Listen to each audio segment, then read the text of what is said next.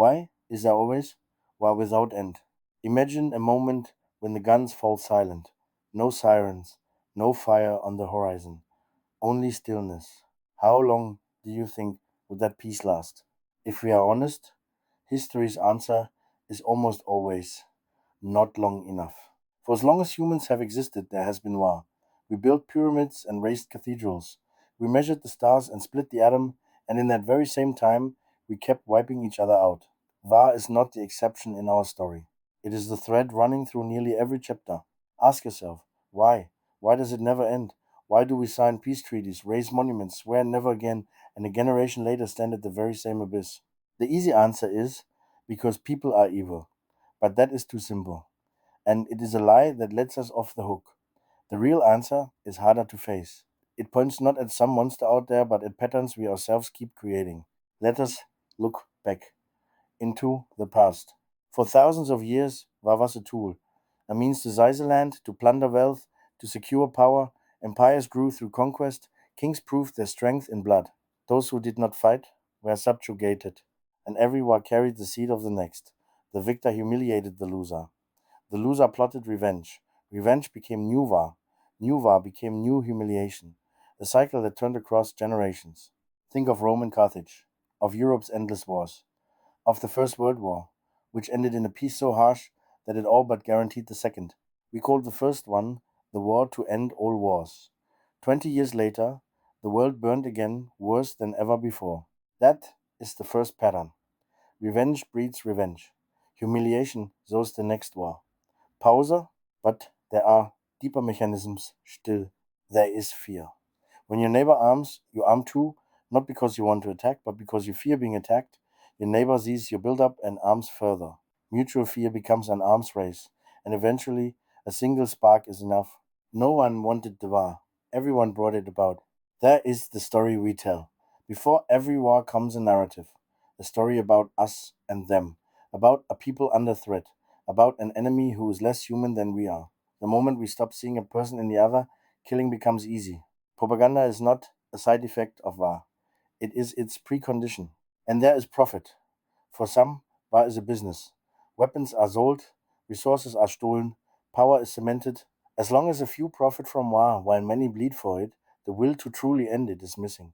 Revenge, fear, dehumanization, profit. These are the four wheels on which war has rolled for thousands of years. And the present? We live in an age in which we believed we had grown wiser. We founded the United Nations. We declared human rights. We connected ourselves as never before in history. Someone in Berlin can speak to someone in Tokyo in seconds. And yet, look around. Pause. Right now, as you hear these words, war rages in several places on earth. People are losing their homes. Children grow up knowing nothing but sirens and shelters. Millions are fleeing. The images reach us in real time, and still the wheel turns. The same patterns: revenge, fear, dehumanization, profit, only with more modern weapons, only with greater reach, only with the terrifying power to erase entire cities in minutes. We have the technology of the 21st century, but we carry the instincts of our oldest ancestors. That is the most dangerous combination in human history. And here we could stop, resigned, with the shrug of those who say, it has always been this way, it always will be. But that would be the greatest lie of all. Because if war is a pattern, then it is not fate, then it is something we create, and anything people create, people can also change. Pause for a moment. And think about this. A few hundred years ago, slavery was normal. It was seen as natural, as inevitable, as part of the order of the world. Today, nearly every nation on earth condemns it. We broke that pattern. A few generations ago, the peoples of Europe went to war against each other every few decades. Germany and France were enemies for centuries, millions of dead between them. And today, a war between them has become unthinkable. Not because the people changed, but because they built something new: shared interests, shared institutions, a shared destiny. That is the proof. That is the hope. Patterns can be broken. We have already done it. So, how? How do we break the cycle here, now, in our time, and for the future? First, we must redefine victory. As long as we believe that war has winners, we will keep fighting. But there are no winners. There are only survivors and the dead. True strength does not lie in destroying the enemy, but in making sure an enemy is never made. Second, we must change the story. Every war begins when someone says they are not like us. Peace begins with the opposite. With the courage to say, behind every border stands a person who wants the same thing I do: safety, dignity, a future for their children. Whoever sees the human in the other cannot so easily declare them an enemy. Third, we must disarm fear. Not with more weapons, but with trust, with encounter, with bonds too valuable to destroy. Those who trade, who learn from one another, who solve shared problems, do not reach for their weapons.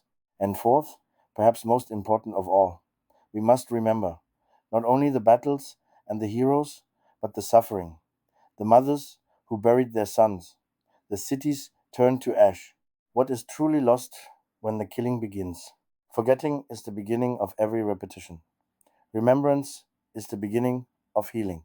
But make no mistake, this does not happen on its own. It does not happen through treaties alone, not through politicians alone. It happens through people, through you, through me, through every single person who refuses to buy the easy story of the enemy, through everyone who extends a hand where others clench a fist. Peace is not the absence of war. Peace is a daily decision, an effort, a work that never ends. Just as war was a pattern for thousands of years, peace can become our new pattern, but only if we choose it anew every single day. So imagine that moment once more. The guns fall silent, stillness.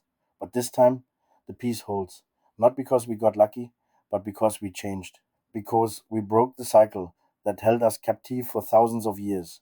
This future is not guaranteed, but it is possible. It was always possible. It was only waiting for us to be brave enough to choose it.